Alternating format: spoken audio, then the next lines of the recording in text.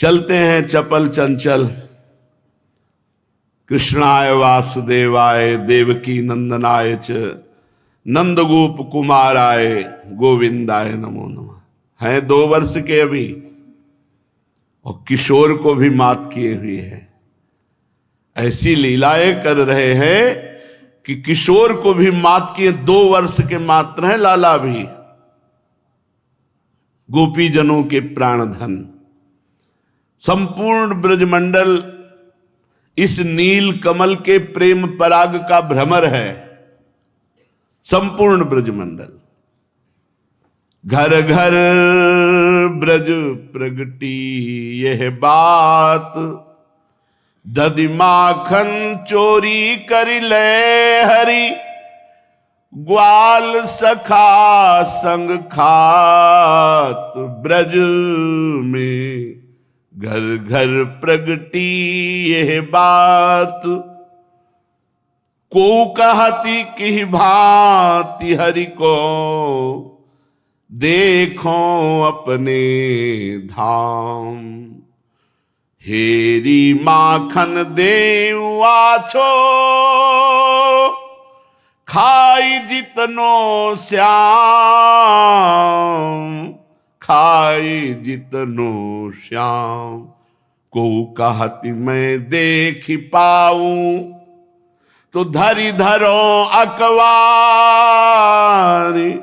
को कहती मैं बांधी राखो को सके निर्वारी। ब्रज में घर घर प्रगटी यह बात। संपूर्ण ब्रज गोपियों का हृदय श्री लालजू महाराज ने चुरा लिया है। वो बूढ़ी हो, किशोर अवस्था की हो, यौवन हो।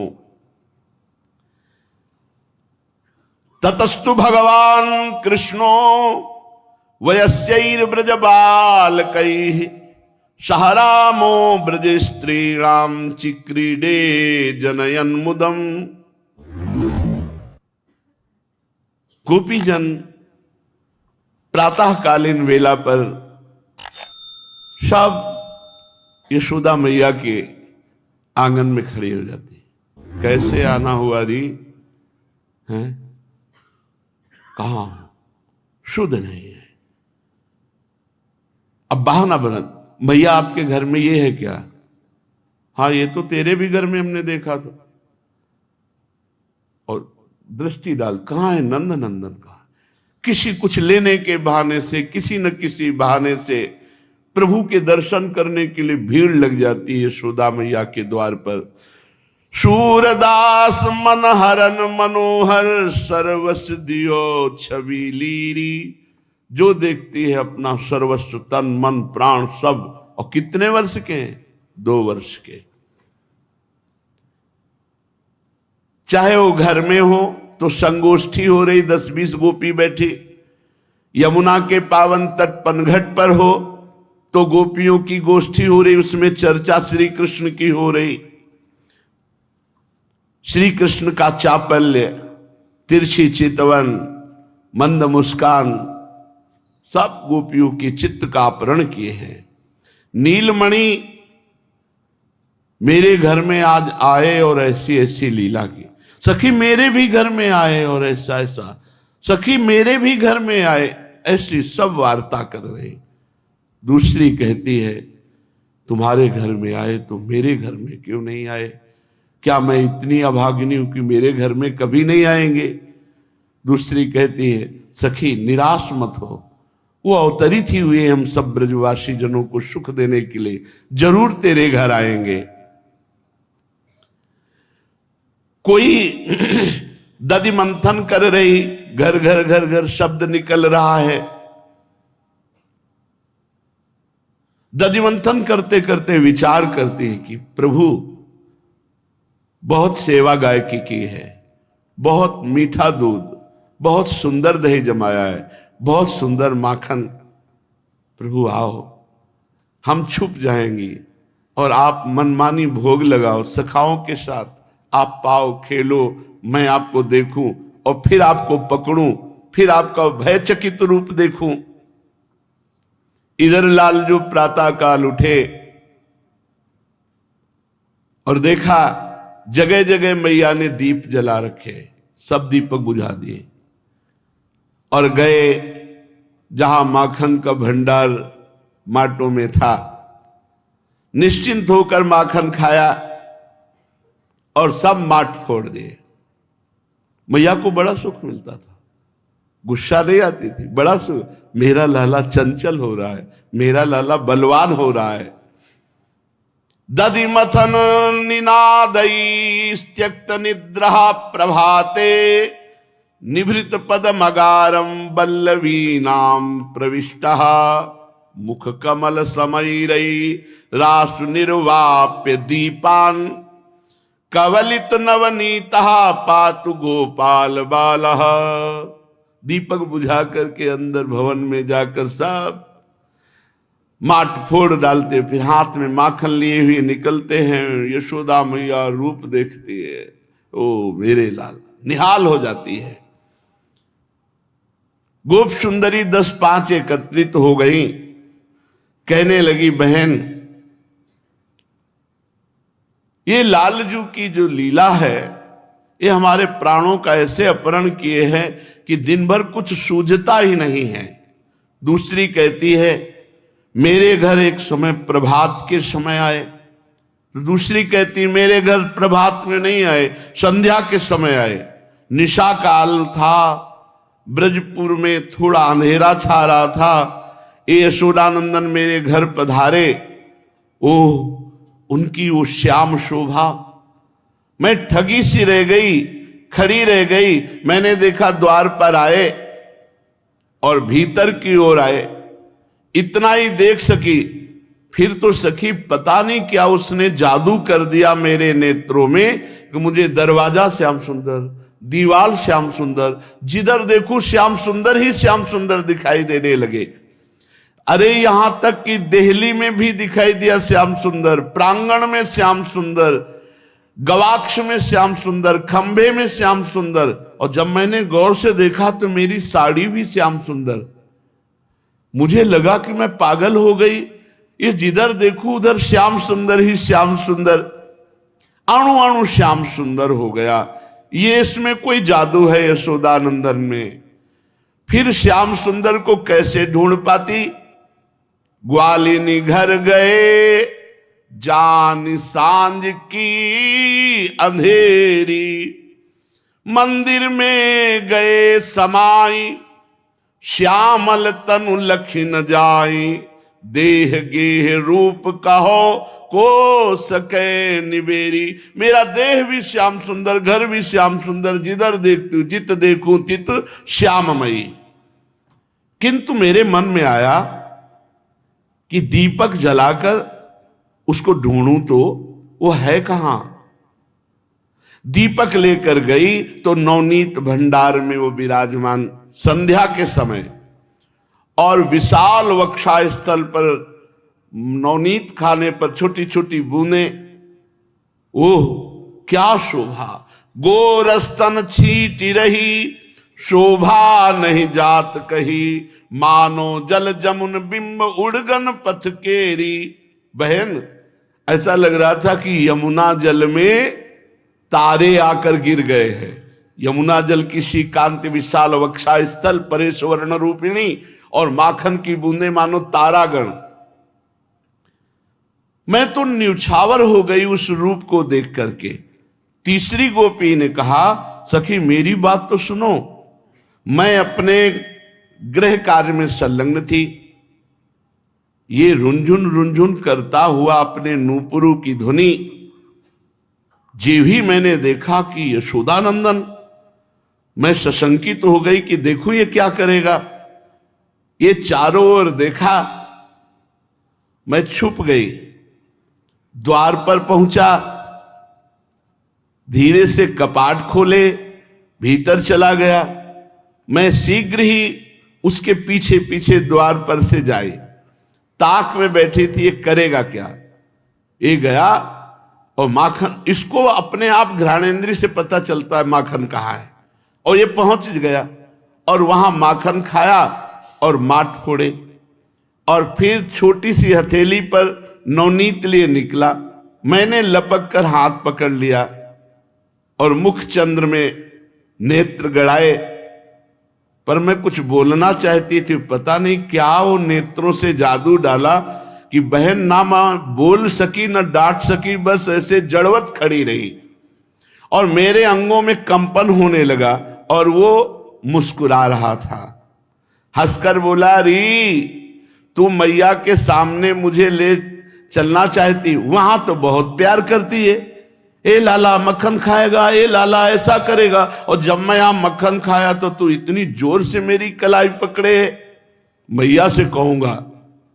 मैंने सोचा कि तेरे घर जाऊं माखन खाऊं, तू खुश होगी, तू तो यहां हमारा जोर से हाथ पकड़ लिए, कोई प्यार भी नहीं किया।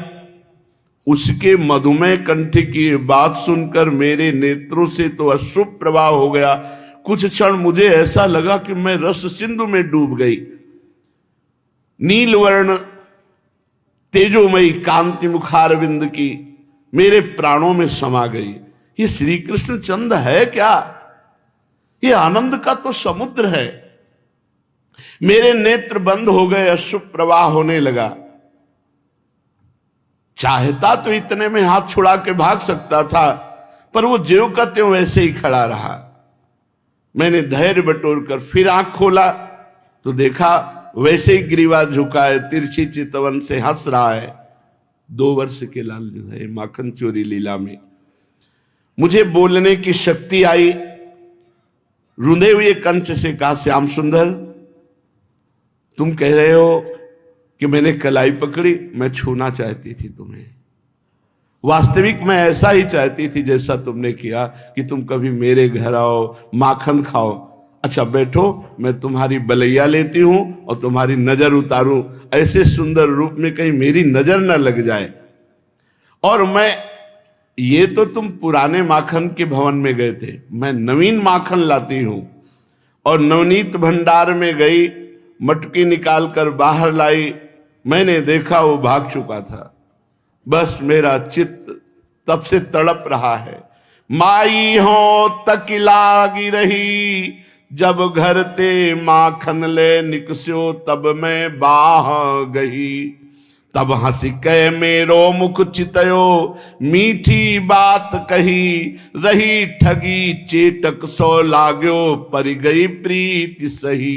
बैठो कान जाऊं बलिहारी, ल्याऊं और दही, सूर श्याम पे ग्वाली सयानिन, सर्वस दे निभही। चौथे ने कहा, तुमने तो बात बताई, मेरी तो बात सुनो। दोपहर का समय था सखी, शीतल बयार चल रही थी। अशोक की छाया में बैठे हुए इसी का चिंतन कर रही थी। इतने में देखा कि मेरे घर के द्वार पर श्री कृष्ण चंद आए, बिल्कुल शांत, एकदम गंभीर। फिर देखती हूं कि ये अकेले चुपचाप खड़ा है गंभीर मुद्रा में, पर वो चुपचाप खड़ा नहीं था, वो तो इंतजार कर रहा था। विशाल वृषभ, ओजस्वी, देवप्रस्थ, वरुथप, मिलिंद, ये भगवान के जो सखा हैं, इशारा किया, एक दल आया। दूसरी तरफ से इशारा किया, दाम, सुदाम, किंकणी, स्तोक, कृष्ण, अंश आदि का दल आ गया। हमने देखा कि गंभीर मुद्रा में खड़ा नहीं था, ये तो सखाओं को बुला रहा है। तीसरी तरफ इशारा किया, सुबल, अर्जुन, गंधर्व, बसंत, उज्जवल, कोकिल आदि सखा गए। फिर तिल मात्र चंचलता नहीं, अब भी वैसे सब आकर खड़े हो गए। चौथी तरफ इशारा किया, मधुमंगल, पुष्पांक, हंस आदि, ये सब सखा गए। अब ये धीरे से इशारा करके घर की तरफ गया। मैं भी पीछे पीछे छुप करके गई।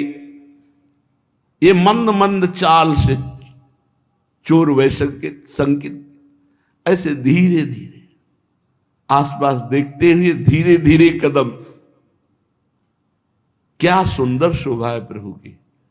दोनों तरफ देखते जा रहे, आगे कदम धीरे धीरे सखाओं को इशारा करते जा रहे। अंतर्भाग में पहुंचे, गोप शिशु सखा उनके साथ है। भवन सूना, केवल मैं ही अकेली थी सो बाहर थी। श्री कृष्ण सब पूरे घर को देखा, कोई नहीं है, सब सखा अंदर निसंकोच भवन में।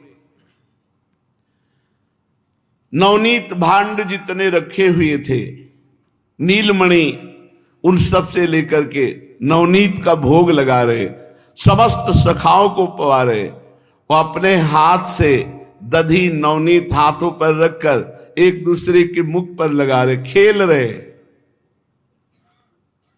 और भयभीत नेत्रों से चोर संकित नेत्र बार बार देख लेते हैं। बीच बीच में गोप शिशु को दरवाजे तक भेजते हैं, ग्रीवा टेढ़ी, और मैं खंबे की आड़ से देख रही हूं, नेत्रों को नचा नचा कर नवनीत का भोग आरोगते, सब सखाओं को पवाते। क्या बताऊं सखी, उस ललित त्रिभंगिमा पर मैं तो बिक गई, छिपी हुई देख रही थी, श्री कृष्ण मुझे जान न सके, इसलिए इतना सुंदर रूप देख करके मैं तो मूर्छित हो गई, आनंद की बाढ़ आ गई, हृदय हमारा आनंद वेग से स्पंदित होने लगा।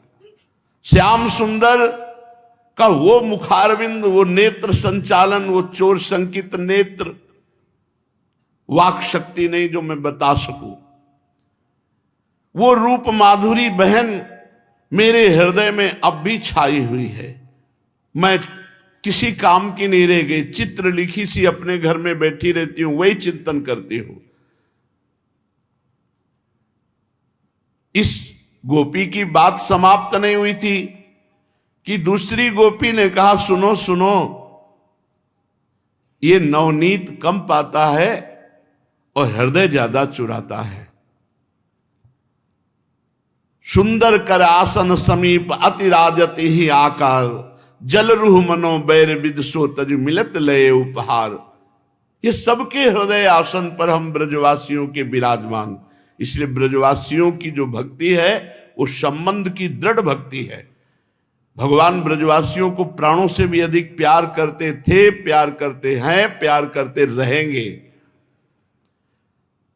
गोपी जन आपस में चर्चा कर रहे हैं और इस चर्चा में डूब रही हैं, क्योंकि भगवत चर्चा ये अमृत है। कथामृत, लीलामृत, चरणामृत, रूपामृत, इनका सब अमृत है। यस्मिन् सत्कर्ण पीयूष यशस्तीर्थ वरे सकृत, श्रोतांजलि रूपस्पृश्य धुनते कर्म वासनाम। जो भगवान की चर्चा कानों से पीता रहता है, उसके समस्त संचित कर्म भस्म हो जाते हैं, क्रियमाण निष्फल हो जाते हैं, प्रारब्ध निष्प्रभावित हो जाता है। बड़ी महिमा भगवान की चर्चा की है। वेद, उपनिषद, पुराण, ऋषि मुनि, इन्हीं भगवान के प्रताप से समस्त जीवों को परम पद प्रदान करते हैं। श्री कृष्ण चंद्रजू की घ्राण क्या है, पूरा परिचय बताने वाली है। दरवाजे से सूंघा, पता चल गया किस कमरे में कहा नवनीत रखा हुआ है, और खींचकर वहां चले जाए। ब्रज सुंदरियों की बात समाप्त नहीं हुई थी। उन्होंने कहा, श्री कृष्ण चंद्र की चंचलता की चेष्टाओं का आस्वादन तुम सब कर रही हो, ये हमें अवतरित ही हुआ है आनंद में डुबोने के लिए। पर ब्रजरानी को आज तक पता नहीं है। ब्रजरानी समझती है बड़ा भोला है। एक बार चलती है, हम सब लोग ब्रजरानी को बताती है कि कितना है, चतुर है, चंचल है, और कितना उपद्रव करता है। ब्रजरानी को भी तो पता चलना चाहिए कि उनका लाला कैसा है। गोप सुंदरियां परस्पर हिम्मत करती हैं ब्रजरानी के पास जाकर बताने की। तो एक सखी कहती है, सखी अपने पैरों में कुल्हाड़ क्यों मार रही है? गोपाल ही माखन खान दे, सुनिरी सखी मौन हुए रहिए, बदन दही लपटान दे। गोपाल ही माखन, हे सखी तू अपने आनंद को क्यों नष्ट करेगी? मैया आपको शिकायत करेगी, मैया लाला को बाहर नहीं निकलने देगी, ये सुख मिलेगा? अरे गोपाल आकर हमारे घर में माखन खाता है, पूरे शरीर में लगाता है, वो शोभा जो देखकर सुख मिलता है, वो सब तू नष्ट कर देगी। नहीं जाना, मौन होके रहे, नहीं शिकायत करना। अरे कितना सुख मिलता है जब उसको हम गही बहिया हो लेके जय हो नैनन तपन बुझान दे। जब हम इसको बाह पकड़कर हृदय से लगाऊंगी, नेत्र से देखूंगी और कहूंगी चल मैया के पास, फिर उनको हृदय ये तपन बुझा दे, अनंत जन्मों की तपन शीतलता में बदल। ए सखी, शिकायत करने नहीं चलना है। कुछ गोपियों ने कहा तू मत जा, हम तो जाएंगे, मैया से बताएंगे, ये बड़ा उपद्रव करता है। और सखी उपालंब के बहाने देखेंगी तो उस समय श्याम सुंदर की रूप माधुरी में क्या परिवर्तन होता है। जब मैया डांटेगी तब कैसे लगेंगे। ब्रजेश्वरी दधिमंथन कर रही, उसी दधिमंथन की ध्वनि में अपनी कटकिंकिणी पद्मनूपुरों की ध्वनि मिला करके लालजू नृत्य कर रहे हैं, घर घर घर। तो वैसे ही नूपुर और वैसे ही किंकिणी बज रही और लालजू नृत्य कर रहे, यशोदा मैया दधि मंथन कर रही। श्री कृष्णचंद्र के मुखारविंद से सौंदर्य मंदाकिनी बेरे, यशोदा मैया बीच बीच में देख रही, लाला नृत्य कर रहा है। त्यों त्यों मोहन नाचे, ज्यों ज्यों रई घमर को होइरी, तैसी किंकिनी धुनि पगनूपुर सहज मिले सुरदोइरी। कंचन को कठुला मनि मोतिन, बिच बखनक रहो पोइरी। देखत बने कहत नहीं आवे, उपमा को नहीं कोइरी। निरखी निरखी मुख नंद सुवन को, सुरबर आनंद होइरी। सूर भवन को तिमिर नसायो, बल गई जननी जसोइरी। यशोदा मैया बलिहारी जाती, लालजू नाच रहे हैं और वो दधि मंथन कर रही हैं। दधि मंथन समाप्त हुआ, पर इनका नृत्य तो चल ही रहा था, उसी आवेश में नाच रहे थे।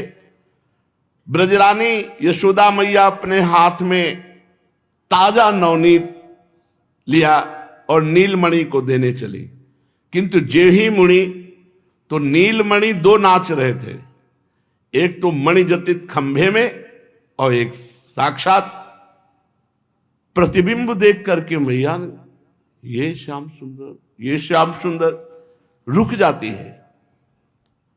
और इतना सुंदर प्रतिबिंब है कि निर्णय नहीं कर पाती कि असली में कौन है, ये है या ये है। मणिस्तंभ में नृत्यंत मत्यंत विलोकनीयम, कृष्णम मणिस्तंभ गतम मृगाक्षी। निरीक्ष साक्षात दिव कृष्ण मग्ने द्विधा वितेने नवनीत मेकम। इनमें किसको नवनीत दूं? ये तो दोनों मेरे प्राण प्यारे श्याम सुंदर है, एक सा निर्तन एक सा सौंदर्य। निश्चय हुआ खंबा भूली हुई है, ये श्याम सुंदर है।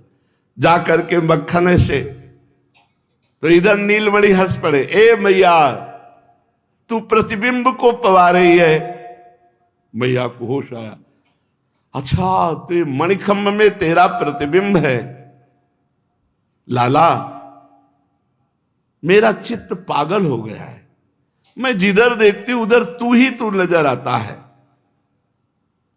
ये मैया और लाला की बात हो रही थी कि बहुत सी गोप सुंदरियां आई उपालंब उलाहना देने के लिए, लेकिन मैया और लाला का प्रेम देख करके सब स्तब्ध रह गई।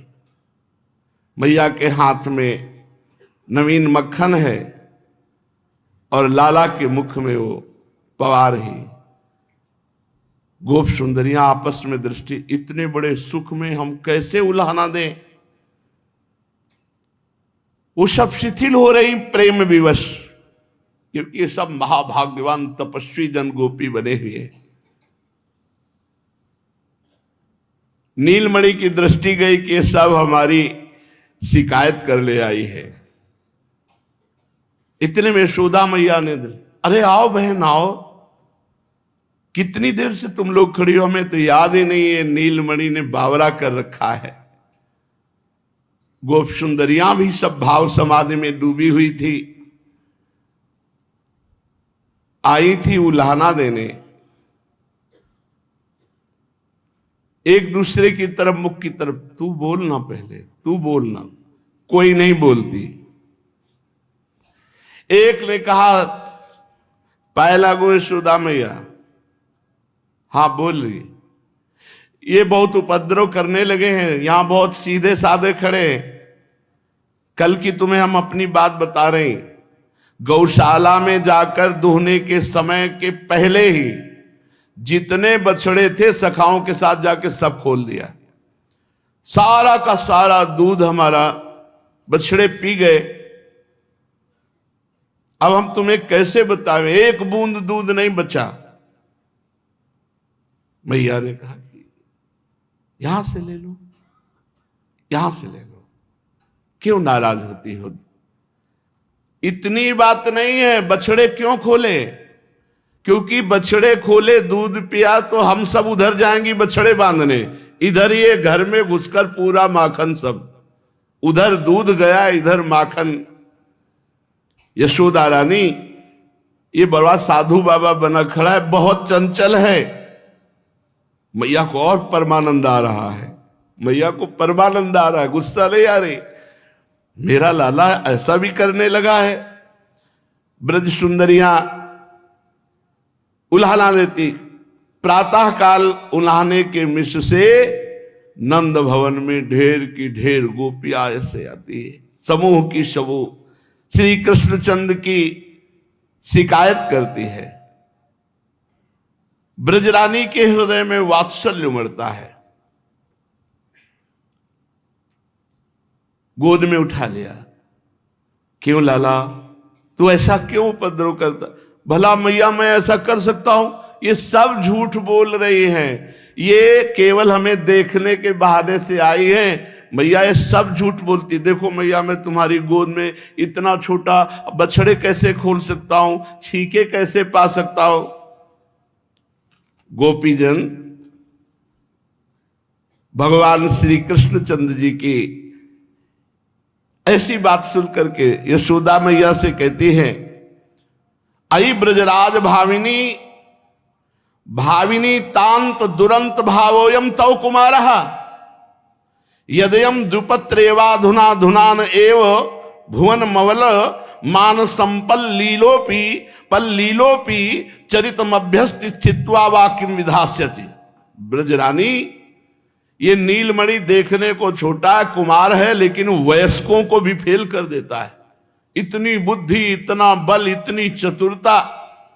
हमें लगता है भविष्य में ब्रजवासियों को चैन नहीं लेने देगा। भला देखो, अभी एक छोटा पौधा सा है, वो अभी अंकुरित हुआ है, केवल 2 पत्ते लगे, 2 दतलियां, और पूरे ब्रज को प्रकंपित किए हुए है। और ये जब यौवन होगा तब क्या होगा? अभी वो बोल ही पूरा नहीं पाई थी कि दूसरी हंसते हुए कहने लगी, यशोदा रानी, मैं कोई कविता नहीं सुना रही हूं तुम्हें, बहुत ध्यान से सुनना। ये नीलमणि, और प्रभु ऐसे देखो देखो कैसे सिर नीचा किए हुए बैठा है, और वो हंसी रोकना चाहती पर हंसी रुक नहीं रही, ऐसे अंगुली रखी। मैं तुम्हें बताऊं ये कितना नटखट है, तुम्हें सुनकर आश्चर्य होगा। ब्रजपुर के कितने ही घरों में बहुत दिनों से गौ दोहन नहीं होता। वत्सान मुंचन क्वचित समय क्रोश संजात हासा अदुग्ध दुग्धेशु गवाम गणेशु निपाय यत्तेषु विमुच्य वत्सान संभूय भूया कृते यदा वा रोषस्तदा लुम्पते स्मृतेन। ये ऐसा चतुर है कि कितनी गौशालाओं में कई दिनों से दूध नहीं दुआ गया।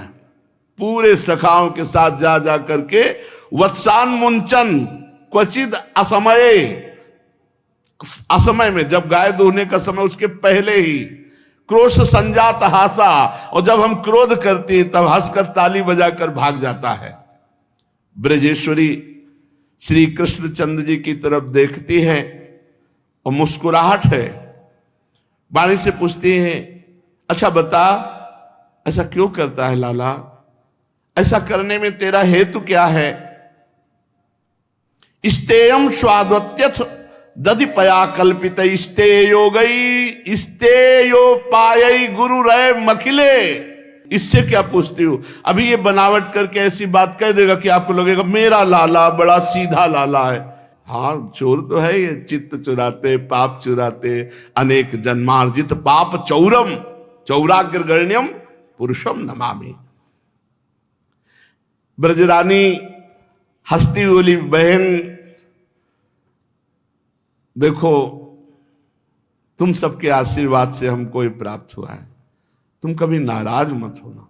जिसका जितना नुकसान होता है उससे दुगना हमारे यहां से ले जाओ। कभी हमारे लाला को कुछ कटु वचन मत कह देना। हम मानते हैं तुम्हारा नुकसान हुआ, दुगना ले जाओ हमारे यहां से। ये शिशु है ना, अभी बालक है, बालकों में चंचलता होती है। ये सुनकर के एक गोपी बोली, शिशु है, ये शिशु है? नंद रानी तुम नहीं जानती, तुम्हारी गोद में भोला बाबा बना बैठा है, साधु बाबा बना, ये शिशु नहीं है। क्या तेरे साथ किया है? मेरा लाला तो इतना सीधा है, नवनीत आरोगे किसी को परेशानी नहीं। ये नवनीत अकेले नहीं खाता, बंदरों को लुटाता, सखाओं को पवाता। यशोदा भैया कैसे कंधे पे ग्रीवा गोपियों की तरफ घुमा करके झुकाते हैं, तिरछी चितवन से मुस्कुरा देते हैं, कुछ नहीं बिगाड़ पाएगी चाहे जितना शिकायत कर ले। अब ब्रजरानी खिलखिला के हंस पड़ती है और पार्श्व में ही कंधे पे ले चुंबन करती है। तू सही में बड़ा चंचल हो गया है क्या? श्री कृष्ण बड़ी भोली दृष्टि, मैया तुम्हें इनकी बातों पे विश्वास है, मेरी बात पे विश्वास नहीं है? मैया ने कहा नहीं, तेरी बात पे विश्वास है, इनकी बात पे विश्वास नहीं, तू रूठना मत। जननी को विश्वास ही नहीं हो पा रहा कि इतनी गोपियां क्या झूठ बोल सकती है, ऐसी चंचलता करता है। ब्रजरानी तू हमारे घर की तो बात ही नहीं सुनी, शास्त्रों बंदर इसके पीछे चलते हैं, और जिस घर में जाता है गोरस के माखन दूध दही सब बानरों को पवाता है। कुछ सखा पाते हैं, बंदर पाते हैं, और नहीं भूमि पाती है, सब फोड़ करके भूमि में फैला देता है। गोप सुंदरियां, ग्रह के नवनीत दधी, इन सब बातों की चर्चा करती। मरकान भोग ज्ञान विभजति साचेन्नाति भांडम भिनत्ति हेलालसम तद किय देवम भुंगते शाखा मृगान। शाखा मृगान बंदर भोजयते प्रकामम ना भुंजते यदि तो तृप्तिमंतो भूमौ, भूमि को किरते विभद्य भांडम। वात्सल्य घन मूर्ति यशोदा मैया नहीं जानती कि ये गोप सुंदरियां क्यों नंद नंदन की ऐसी शिकायत कर रही है। सुनो मैया, मैं उस दिन की बात बताती हूं। ये जो बड़ा तपस्वी शांत साधु दिखाई दे रहा है, इससे जो हमने पूछा कि बंदरों को तू क्यों खवाता है, तो उनका हमारे पुराने मित्र हैं। तो हमने कहा पुराने मित्र कब के हैं? तू 2 साल का है। तो कहा देखो, जब राम जी थे ना, तो युद्ध में बानरों को बहुत मेहनत लगी थी। उस समय खाने पीने के लिए जंगल में क्या था, कंदमूल फल जो मिल जाए। तो हमने इनको कहा था कि आगे चल करके हम तुमको बहुत सुख देंगे। तो ये भी हमारे मित्र हैं, ये भी हमारे सखा हैं। तो इस समय हम अपने दोस्तों को पवाते हैं, बंदर हमारे दोस्त हैं। पता नहीं कौन सी भूली भूली बातें करने लगता है।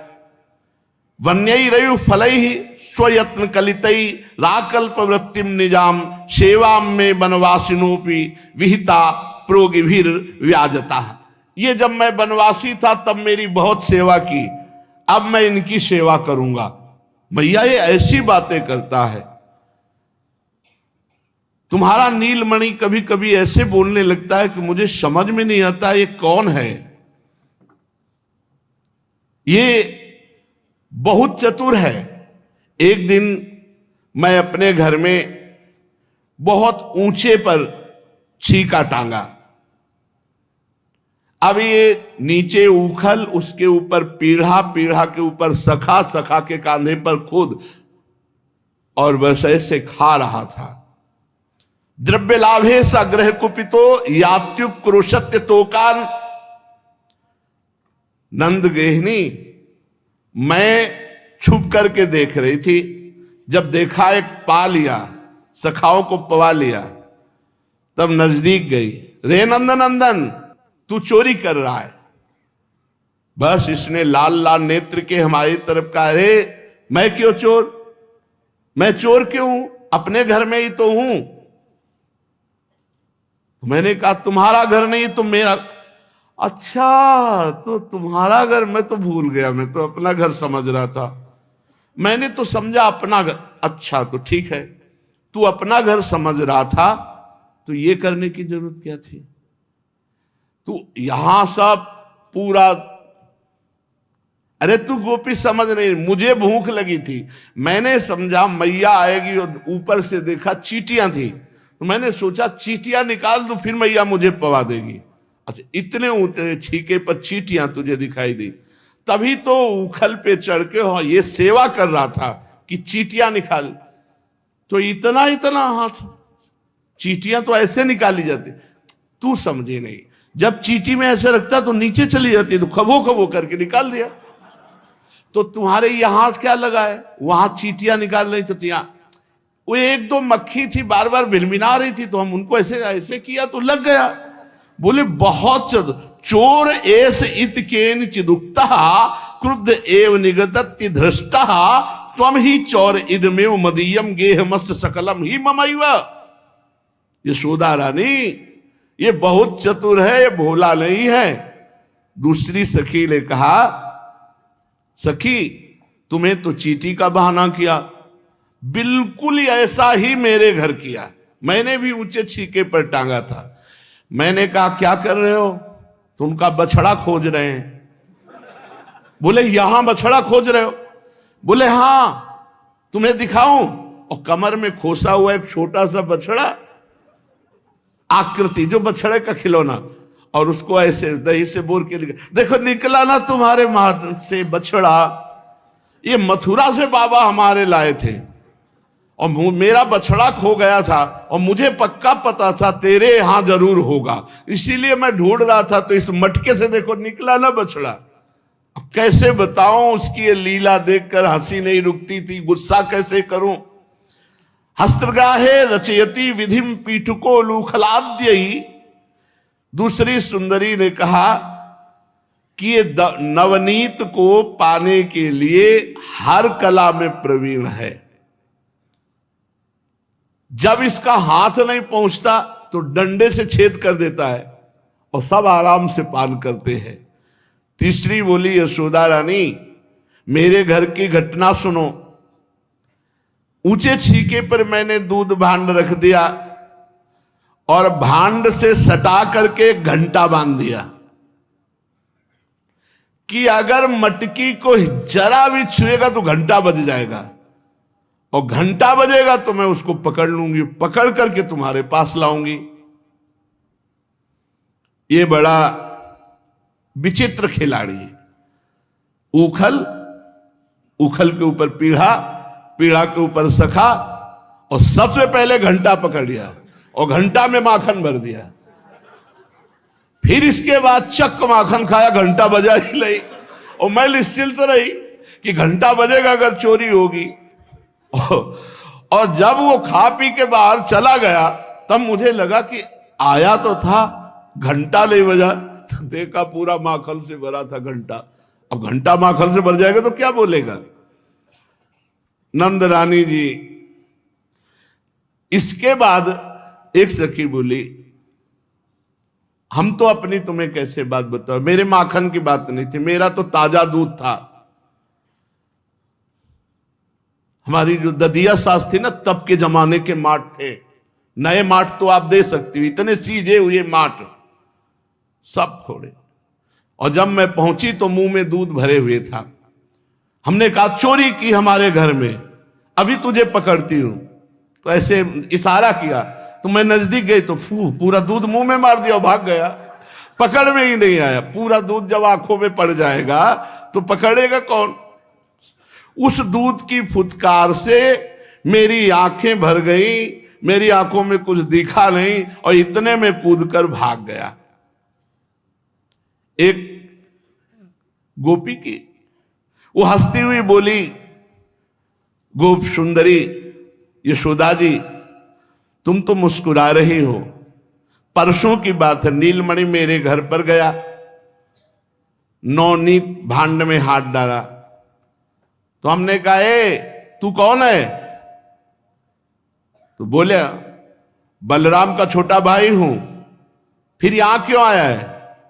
इस पर उसने उत्तर दिया कि अपने घर में नहीं आएंगे तो और कहां आएंगे। मैं हंसकर बोली तुझे भ्रम हो गया है, तेरा घर नहीं मेरा घर है, और नवनीत के मटके में हाथ डाले हुए है ये मुद्रा। गोपी क्षमा करियो, मैंने अपना घर समझ करके, तू क्षण भर के लिए चिंतन कर भला। मैं खेलने गया, भूख लगी, अब मैया का कौन इंतजार करे, इसलिए मैं पा रहा था। तेरा घर है, आगे से नहीं आऊंगा। ऐसे ऐसे रचता है, कस्तुम बाला बाला अनुजा किमरे मन मंदरा संकया। एक ब्रजवासिनी बोली, सब उपाय हार करके मैंने नवनीत अंधेरे कमरे में रखा कि ये ढूंढ ही ना पावे, पर दंग रह गई। इसको खुशबू से पता चल जाता है। और दूसरी बात, प्रकाश की जरूरत नहीं, इसकी इंद्र नीलमणि कांति शरीर की ऐसी है कि ये जहां आगे आगे जाता है प्रकाश होता चला जाता है। मणिगण महसा गणयति ना तमः, अंधकार क्या करेगा इसके आगे। एक नवतरुणी गोपी बोली, बावरी तू मणिभूषणों की बात कहती है, इसके अंगों में ऐसी ज्योति है जो हृदय के अंधकार को नष्ट कर देती, कमरे के अंधकार की तो बात जाले दो। ध्वांतागारे धृतमणिगणम स्वांगमर्थ प्रदीपम। एक गोपी बोली, यशोदा मैया, प्रथम तो इसका मुख इतनी मुस्कुराहट युक्त लुभायमान है, दूसरी इसकी अमृतमयी वाणी है, तीसरा एक गिरीवा झुकाकर जब देखता है, चौथा इसके अंग लावण्य ऐसे हैं कि हम सब जितनी ब्रजवासिनी है सब मोहित हो चुकी है। तो हम आपको बताएं, ये शिकायत कम करने आई, ये देखने आई है। यशोदा मैया सब गोपियों से कहती हैं, बिराजो, आप बैठो, सुंदर सुंदर भोग पकवान हमारे साथ पाकर जाना। एक ने कहा, सुनो, भोग पकवान की बात कही तो हमें ध्यान आ गया, कल की बात है, हम अपने यहां देव पूजा का अनुष्ठान किए थे। हम सब भोग लगाकर देवता के आगे से और आंख मूंदे हुए थे, इतने में सखाओं के साथ आकर नंदन नंदन पाने लगे। मैंने पूछा, क्यों रे, देवता का भोग क्यों पाता है? तो ये बोला, सबसे बड़ा देवता तो मैं हूं, सबसे बड़ा देवता मैं हूं और सब मेरे छोटे देवता सखा हैं। मैं और सखा पा लिया, तेरा भोग लग गया, तेरी कामना पूर्ण हो गई। भैयाओ देखो ना, बात हमारी सच्ची है। तो कहा, तू देवता बना, हमारे देवता का अपमान कर दिया। अच्छा, इतने बड़े मुझ देवता का अपमान कर दिया तो सखाओ, इसको परिणाम दिखाओ। जे भी सब सखाओं से कहा तो पूजा स्थान में धूल पत्ता लघु शंकर सब छोटे छोटे सखा। यशोदा भैया, एवं धार्ष्ट्यान सुसति कुरुते मेहनादीन वास्तव। धूल फेंका, पत्ता फेंका यज्ञ वेदी पर और लघु शंकर, इतने बड़े देवता का अपमान किया, सखाओ, इसका फल चखाओ। अपि बालान मेहयते गेहे वास्तव लिप्यते सुललित मुदा चित्रते चारु चूर्णई। मैंने लीप पोत कर बहुत सुंदर पत्रावली चित्रावली बहुत सुंदर चौक पूरी थी, तो ये धूर्ली पत्राद भीर शुचि भी शुद्ध हानिम करोति। धूल फेंका, पत्ते ला के फेंका और इसके सखाओं ने लघु शंका भी कर दी। पूरा हमारा देवता का अपमान हो गया। वो जब गोपी ऐसा कह रही थी तो भगवान बड़ी गंभीर मुद्रा में थे कि कहीं मैया की छड़ी ना उठ जाए। तो मैया की तरफ जब देखते तो एकदम सीधे बन जाते, गोपी की तरफ देखते तो चलता है। इस प्रकार मुद्रा धारण किए ब्रज सुंदरियों ने श्री कृष्ण के कौमार चापल्य का वर्णन किया। अंदर अंदर से मैया तो बहुत प्रसन्न हो रही कि चलो मेरा लाला कुछ कर रहा है, हष्ट पुष्ट हो रहा है, चेष्टाएं कर रहा है। इत्थम स्त्री भी सवय नयनम श्री मुखालोकिनी भी व्याख्यातार्था प्रसित मुखिम नहुर्पालंब मुच्छे। समस्त गोपियां भगवान श्री कृष्ण की रूप माधुरी का पान कर रही है। मैया ने देखा कि ब्रज सुंदरियां कहीं नाराज हो गईं और कहीं अनिष्ट लाला के लिए सोच लिया, तो ब्रज सुंदरियों को सबको भोग पवाया, ठाकुर जी का तिलक लगाया जो घर में था, सबको सुगंधित द्रव्य माला पहनाई और मैया हाथ जोड़कर बोली। मैया जो बोली वो बहुत गजब। मैया कह रही कोई साप मत दे देना, कोई हमारे लाला का अनिष्ट मत कर देना, गारी मत दीजो मो गरीबनी को जायो है। बहुत तो मना मना करके हमारे इंद्रनील मणि हुई, कोई शाप मत दे देना, कोई मेरे लाला का अनिष्ट मत सोच लेना, मुझ गरीबिनी के ऊपर कृपा करना, मेरे लाला का अनिष्ट मत। और ये पता नहीं कि लाला समस्त अनिष्टों को मिटाने वाला है, उसका अनिष्ट कौन कर सकता है। वात्सल्य का भाव भगवत भाव नहीं आने देता, वात्सल्य में मेरा लाला है। गारी मति दीजो मो गरीबिनी को जायो है, जितो तो बिगाड़ कियो आन कहो मोसो तुम, मैं तो काहू बातन में नाही तरसायो है। हे गोपियों, कोई अनिष्ट की बात मेरे लाला की लिए मत कह देना। तुम्हें जितना चाहिए, हमने कभी रोका नहीं, सब ले जाओ, तुम्हें जितना चाहिए ले जाओ, जितना जिसका नुकसान हुआ हो उससे दुगना ले जाओ। दध की मटुकिया ले ले आंगन में आनी धरी, तौली तौली लीजो भटू जे तो जाको भायो। जितनी इच्छा हो ले जाओ। सूरदास प्रभु प्यारे निमिष नहु जो न्यारे, कान जैसे पूत पूर्व पुण्य नीते पायो है। कन्हैया जैसा लाला तो बड़े भाग्य से हुआ है। यशोदा मैया समस्त ब्रज गोपियों को संतुष्ट करती हैं, सबसे प्रार्थना करती कभी कोई नुकसान कर दे तुरंत हमारे यहां से दुगना ले जाना, पर कभी अनिष्ट की बात मत करना। बड़ा आनंद मंगल चल रहा है। दूसरे वर्ष की वर्षगांठ मनाई जा रही है। प्रातःकालीन वेला पर आज भोर तमचुर के रोल, गोकुल में आनंद होत मंगल धुनि महराने ढोल। सुंदर सुंदर ढोल बज रहे, मृदंग बीणा, लालजू के लिए वर्षोद्गांठ। अरे प्रभु है जहां है वहां तो अष्ट सिद्धियां निधियां सब डोल रही। उमगी ब्रजनारी सुभग कान बरस गांठी, उमग चाहती बरस बरसनी। गावहि मंगल सुगान नीके सुर नीकी तान, आनंद अति हर्षन कंचन मणि जटित थार। रोचन दधि फूल डार मिलिबे को तरसन। प्रभु बरस गांठ जोरति वा छवि पेत्रन तोरति, सुर अरस परसनी। ब्रज गोपियों की भीड़ आती है, प्रभु को रोचना करती है। वर्षगांठ का बड़ा उत्सव मनाया जाता है। विप्र पूजा, अतिथि अभ्यागत अर्चना, ये सब कुटुंब सहभोज यशोदा रानी नंद बाबा मिलकर के करते हैं। तब तक बैठा ले रहते लाला, खेलने नहीं जाना, आज वर्षगांठ है। दोपहर सबको भोजन पवाकर अब नीलमणि ने पूछा खेलने जाऊं? अभी तक तो भवन में मानो कैद कर रखा हो, इनको रोकना बड़ा कठिन था। यशोदा मैया जानती थी कि लाला बहुत चंचल है, भाग जाएगा, इसलिए पूरी दासियों की फौज इकट्ठा थी, जाने न पावे, आज इसकी वर्षगांठ है। मैया दुलार करते, तुम्हें एक मोर दूंगी, मथुरा से मंगाऊंगी, स्वर्ण निर्मित रत्न जटित मयूर खेलने के लिए दूंगी, तू उसे नचाना।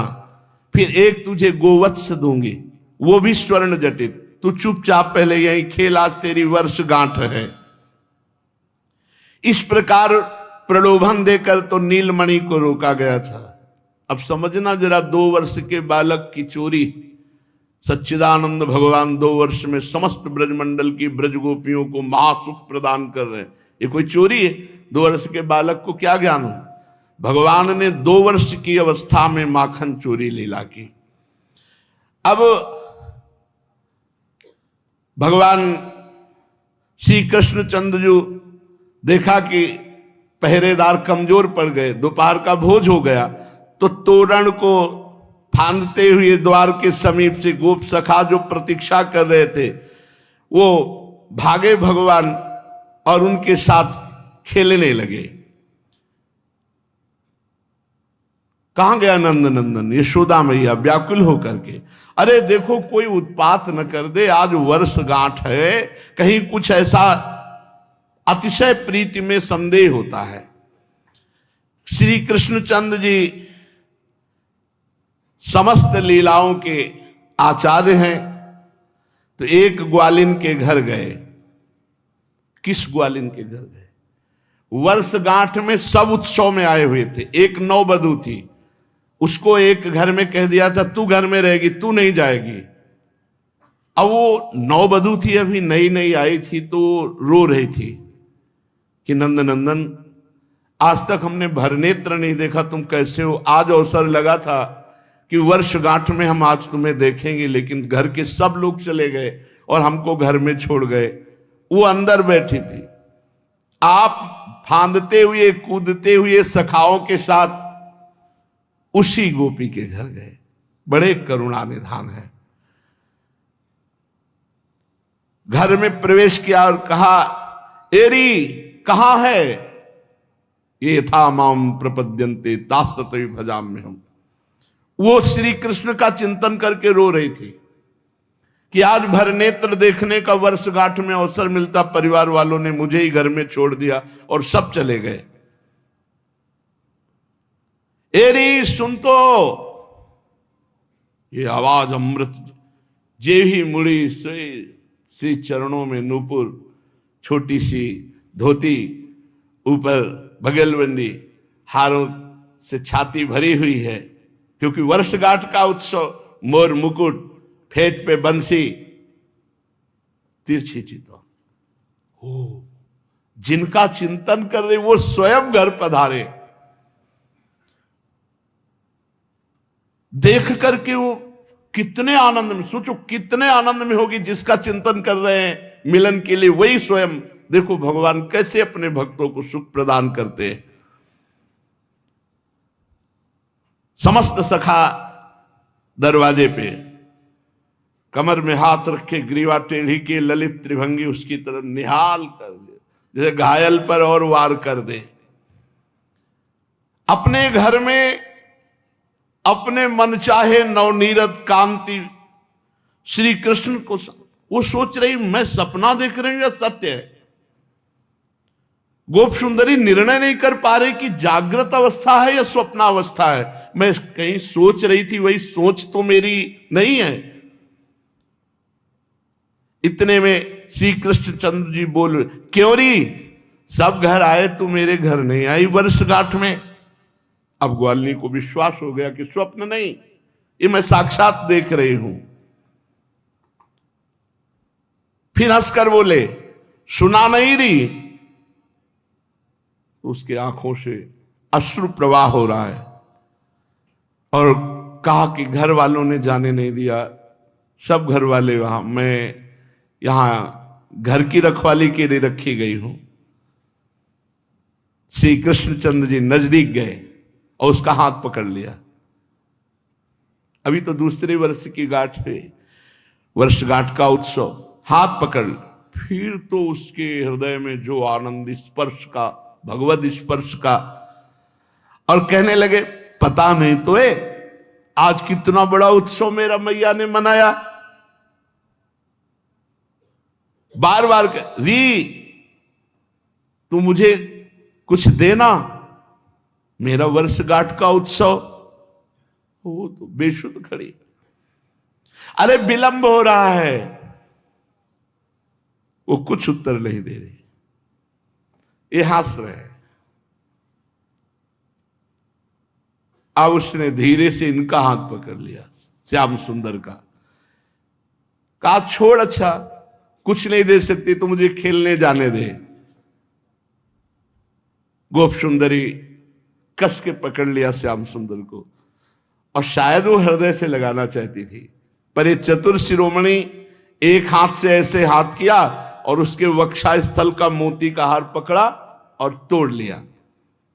वक्षा स्थल पर जो मोतियों का हार, उसे तोड़ दिया, वो सब मोती भूमि पर बिखर गए। गोप सुंदरी को चेतना आई तो वो मोतियों का हार संभालने को दो, श्री कृष्ण का हाथ छूटा और गोप सुंदरी ने मोती के 2-4 दाने चुनकर अपने अंचल पर रख पाए थे। देखा श्री कृष्ण भाग गए। वो सोच रही थी कि मोतियों के चक्कर में मणि छोड़ दी, कहां कितना अपार सुख प्राप्त हो रहा था।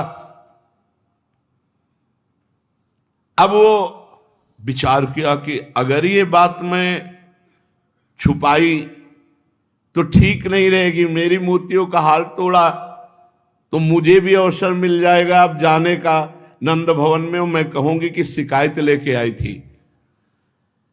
अब वो गोप वनिता जो वर्षगांठ के उत्सव से निकल रही थी, ये वहां पहुंची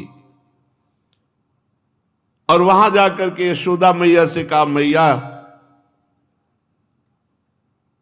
ये शिकायत में करने आई हूं कि आज मेरे मोतियों का हार आपके लाला ने तोड़ दिया। मैं अकेली बैठी थी, ये गए, मेरा हाथ पकड़ा और फिर मेरी मोतियों की माला तोड़ दी। वैसे तो मैं नहीं बताने आती, पर घर वाले तो, इसलिए मैं शिकायत करने आई हूं। मैया ने कहा, आएगा तो मैं डांट दूंगी, तुम मेरा मोतियों का हार ले लो। और उतारा और अपने वो तो निहाल हो गई, कहां वो दो लरी का मोती और कहां यशोदा मैया के मोतियों का हार। वो तो रोम रोम पुलकित हो उठी और चली गई। मैया आई, जब लाला आया, क्यों रे तू उसके मोतियों का हार तोड़ा? मुझे अपना मोतियों का हार देकर उसे शांत करना पड़ा।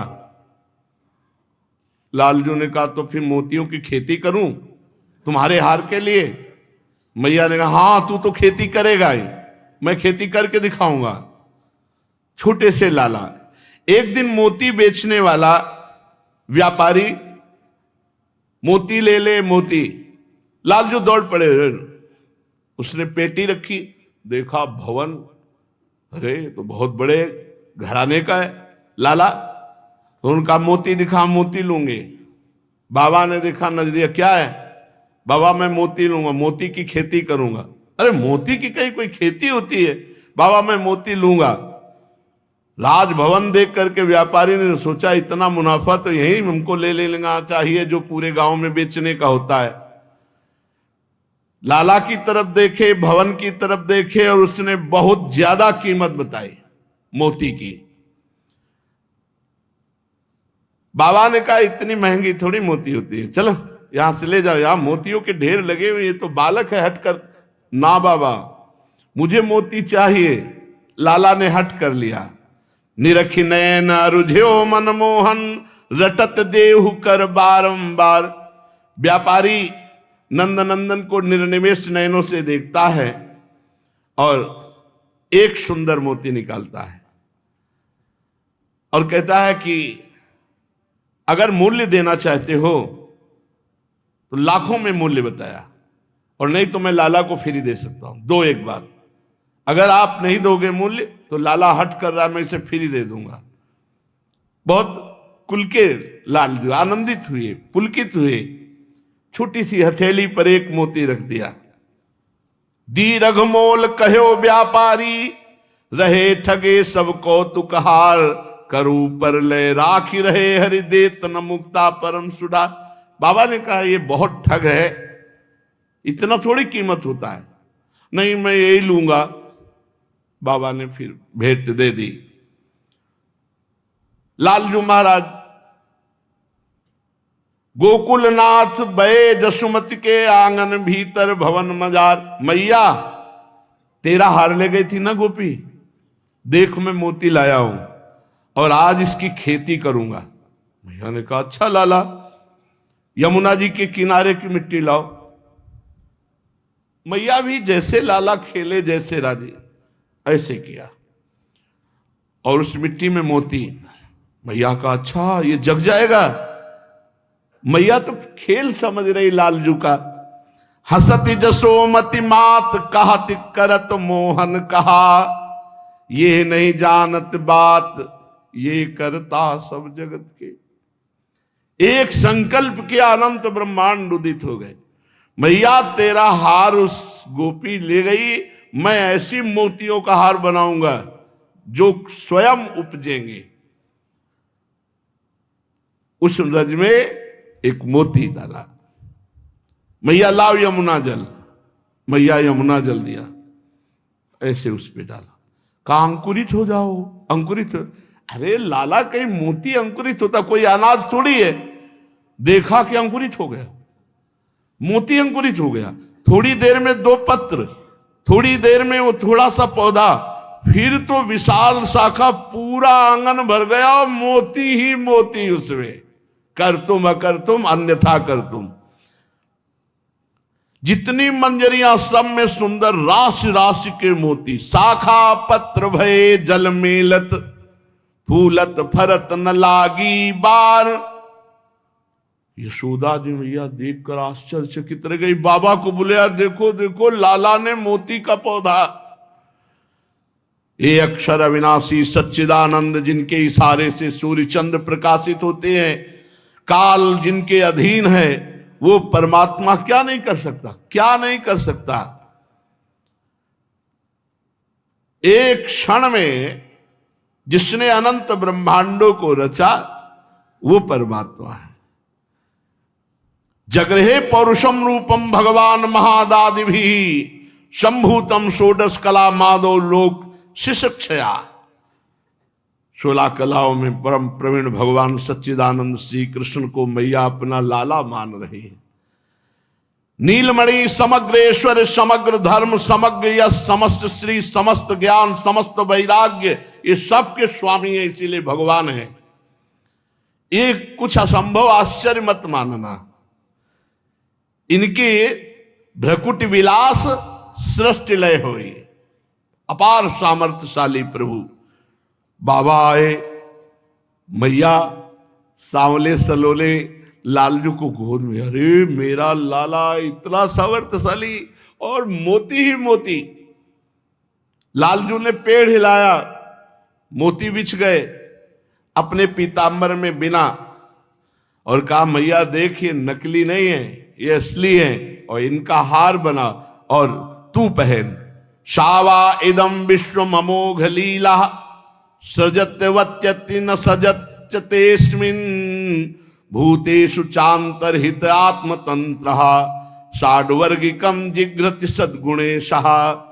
अगणित गोपों ने और ब्रजेश्वर नंद बाबा ने सबने पहचान की असली मोती, और भगवान ने सबको मोती बांटे, सबको, सब ब्रजवासियों को मोती बांटे। और इसके बाद कहा मैया हो गया तेरे हार के लिए। अब बस उस मोती की जो वृक्ष था उससे कहा तू यहीं शांत हो जा, खत्म। केवल मोती मोती ही रह गए पीछे आंगन में और वृक्ष अंतर ध्यान हो गया।